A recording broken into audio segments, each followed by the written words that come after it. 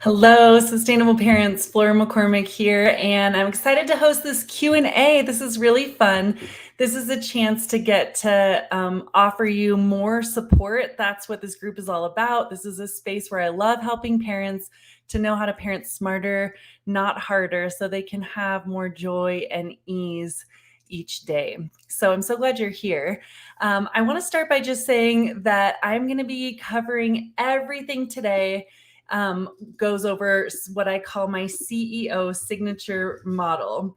And the CEO stands for connection, encouraging cooperation, and ownership. I have found that this signature recipe really works in like every scenario. And I'm sharing it with parents daily in my transformation program. And so if after today you're like, this CEO is really clicking for me, I want more.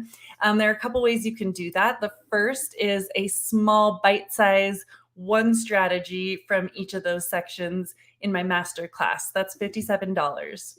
The other option is what I call the essentials, which is a 1-month support program getting you the more in-depth with each of those areas. And then I have my full 4-month transformation mentorship, which includes a lifetime of support. And that is the transformation. So if any of those are of interest to you, definitely check it out after this. Let's dive in. I'd love to know who's here watching. I know that some people were really trying to make it live to be able to ask follow-up questions.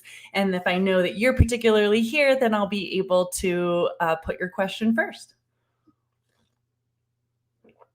All right, well, let's dive in. So several people submitted questions ahead of time, and I'm going to start with those.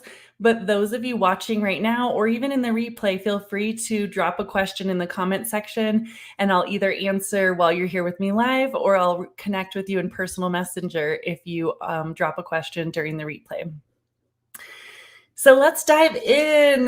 Kira asked me, my current struggle is my 2-year-old hitting and kicking for attention. First of all, I can bet that she is not the only one having a 2-year-old do that for attention. And he's an only child. His basic needs are met. It just feels like he's doing this for attention, she says. I try to redirect him and practice gentle parenting. Recently, I've had to let him spend some alone time in his room. I guess my question is, how can I be better at keeping my anxiety in check in those moments where he is hitting or kicking? If he's smacking me and I'm trying to count to 10 to get my exposure, but the smacking doesn't stop, I end up escorting him to his room and I end up throwing my own fit afterwards. First, I want to say, Kira, you are not alone. I appreciate your honesty and openness. And those that are watching, I bet you could relate to that. That's possibly happened in your life. I hear it a lot. This combination of kids losing their temper or losing control of their emotions. We call it a flipped lid that we know from Daniel Siegel. This idea that our kids have 3 main brain states. The first is where they can reason. They're pretty reasonable and can think about cause and effect. There are other times their limbic system's activated, which is regulate. They're in this regulate state where they're needing some level of emotional support to come down to their wise, wonderful self that's, again, reasonable. And then there are times where our kids are in a state where they need help to regulate. They have a flipped lid where really all that's super active in their brain is the fight, flight, or freeze. That's typically what's going on for a 2-year-old or a 6-year-old who is hitting or kicking or screaming. So first thing I recommend is if you notice your child's flipped their lid and you're trying to come in with logic, reasoning, counting down, explaining options, you're talking to a brain that is not in the picture. So what I recommend, this is why my CEO model really emphasizes starting with connection. That what the brain often needs most in that moment of frazzle and flipped lid is for us to just come in with our calm self. So first of all, if we feel flipped when they're starting to kick or scream, I would take a breath. And then I would go to that child and I would see if there's any way to do one of two things: give them space to calm down or give a silent hug. Those are the only two options I suggest in those most extreme moments, because any amount of coaxing, explaining, talking them down, again, is a logical brain trying to talk to an emotional brain. A hijacked amygdala, we call it. That fight, flight, or freeze has just hijacked the whole system. Or maybe they're just a little bit emotional and they're growling and they're upset. Still, they're not in a rational state. So don't try to be rational with an irrational brain. Second thing I want to point out to you about this, Kira, is that in the CEO model, there's an emphasis on the O is ownership. So I'm going to show you my screen that details this model to give you a better sense. Share screen is easy. Okay. Let me get you this. Okay. So I'll just share it right here. So with this CEO, O is ownership. And we don't want to be teaching a child that it's okay to be just hurting us. We want them to have ownership, that if they are going to be hitting, they will sit. You hit, you sit. Or you are harming people, places, or things, you're going to take some space from those people, places, or things. So that's a piece of the ownership that I want you to be thinking about. Oops, let's see if I am still sharing my screen. Can you guys help me out? Is this sharing a screen or not? I'm hoping not. So along with that CEO, let me know, someone who's watching, if you got to see the screenshot or if you did not get to see the screenshot, write screenshot or write no. So with that, oh no, okay, shoot. All right, let's try and get you that. Thank you for saying that. All right, I'm gonna try again. How about now? Can you see my CEO model? All right, I hope so. Someone let me know, yes, if you are able to see the screen, this CEO. So what we've got going on here is, I'm going to keep this so I can see if someone answers yes. So looking at the connection and encouraging cooperation and ownership. Ownership is so important. If we're only ever connecting and encouraging alternatives, Oh, you're still not seeing it. My goodness. Thank you for helping me out. By StreamYard wants to share. Let's try this. Darn. Well, it looks like it doesn't want to let me share. So what I'm going to do is I will show you at the end. I'll put it in the comments.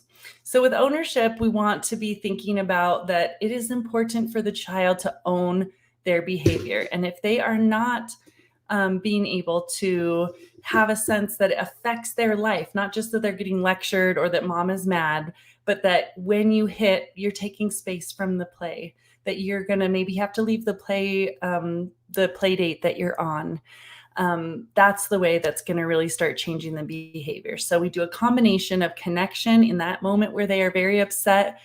We are going to either hug silently till they have calmed down, or we're going to give them space to calm down. And we're going to explain that ahead of time, whichever of those two options best aligns with our child and our family values. And then when they have come down, then we can problem solve. And if outside of the angry moment, I would explain giving some consequences, some outcomes. And then Kira, back to your like, how do I stay calm?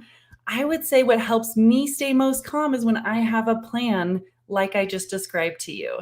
If I feel like I'm going to just sit there while they're wailing at me, that puts me on edge, that I am losing it. The kid is screaming in my ear or hitting me. There's a natural response that you're going to flip your lid as well.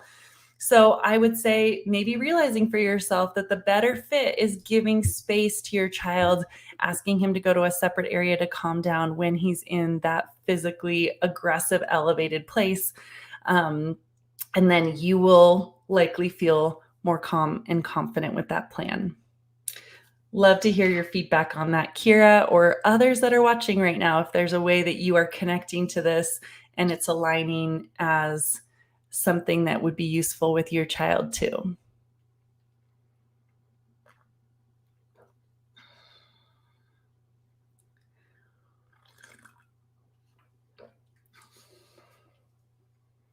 Now, another partner piece of this, when we talk about how to make it better, is Rachel brought up also some hitting going on with her toddler.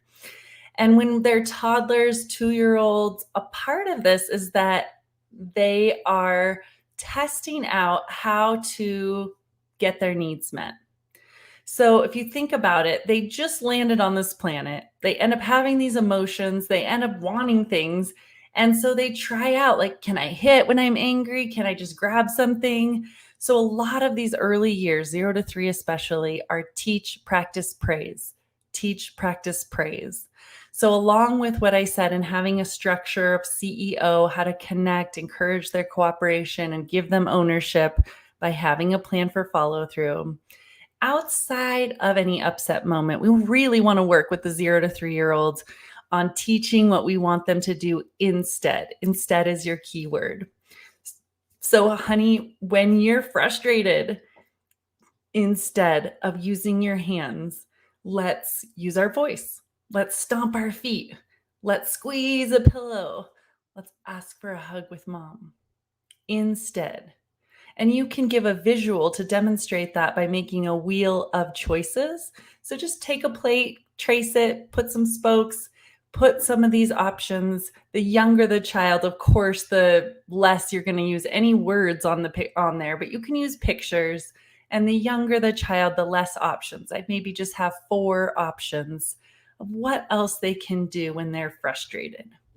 And then teach it. Have that short discussion with them, not like a 15-minute conversation, but like a 3-minute version of that. And then practice it. Do it with dolls. When they're not upset, don't wait till they are upset to then hope that they will grab for that tool. Practice it. We teach it, we practice, we praise. So how do we practice? We can take stuffies and we can be like, oh, this one's so mad. It's not getting something he wants. And the mommy just said, no, we're not doing that. Oh, he wants to go and hit. Oh, but he thinks, I will squeeze my fists. I will stomp my feet and get all my angries out. Oh, he's feeling better. So you can act it out with stuffies. You can then practice it together. Let you be the kid. Kids love that. Be like, hey, you be the mommy. Oh, I'm feeling so mad. I want to just hit something. Wait a minute. I'm going to ask for a hug. Mommy, can I have a hug? Walk through it. So you teach it, you practice, you praise. And someone watching is saying, love it. Good. I'm so glad that's aligning for you.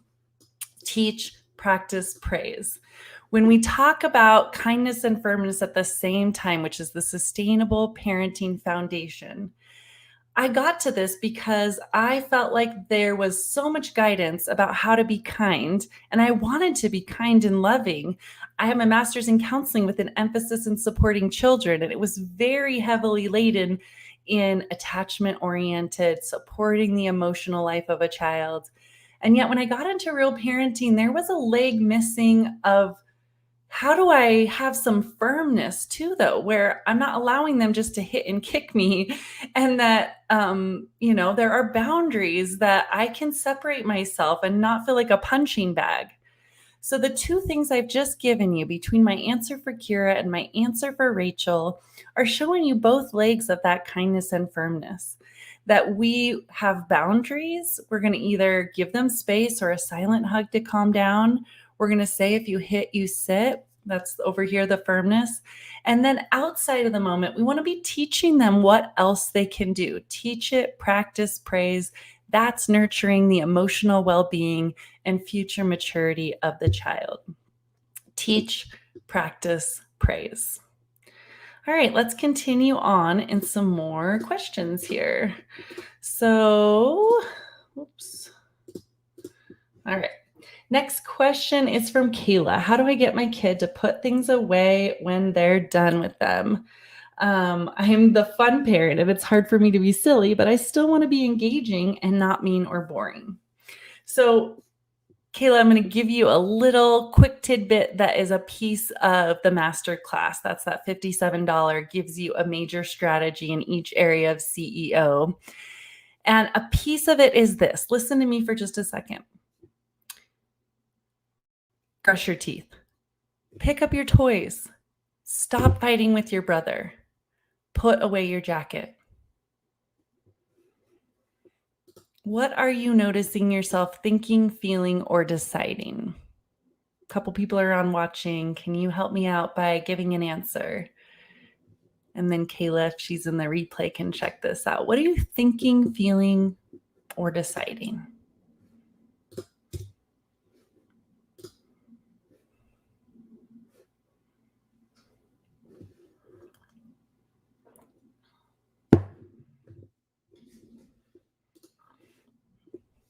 So, what people often will share with me is that when they hear that, it tunes them out, just starts to feel like Charlie Brown voice, or they end up feeling a sense of that they're frustrated or that they want to say, no, like quit bossing me around. Yeah, exactly. Nancy says, all you're doing is telling me what to do, and I don't like it. I want to do the opposite.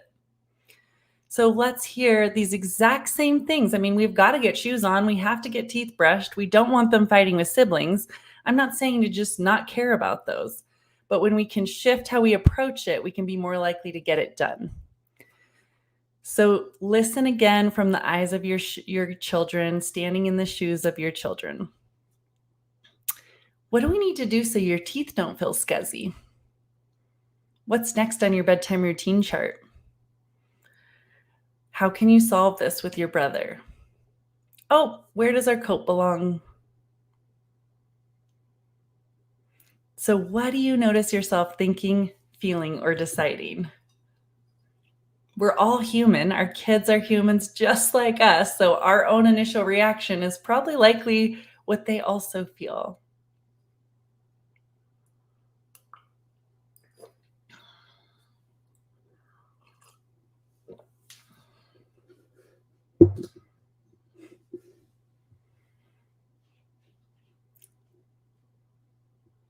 A lot of parents will share, it's like it turned my brain on.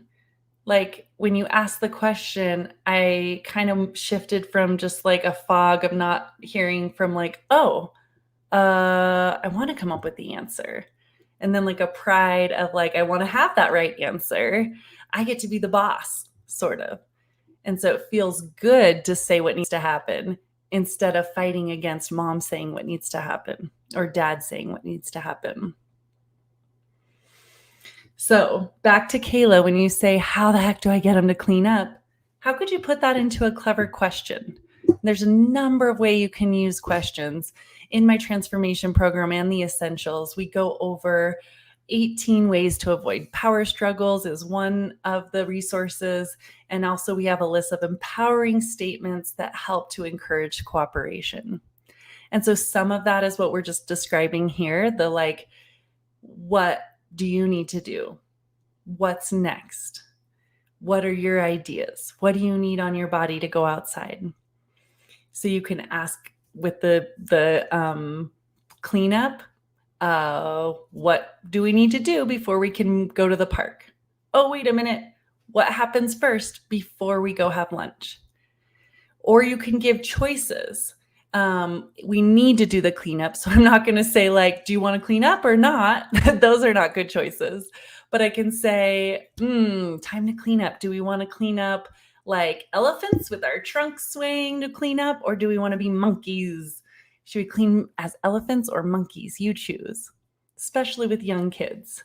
And I know, Kira, you said like you're not always the fun parent, but these are things you can build the skills to be a little more creative and get better results.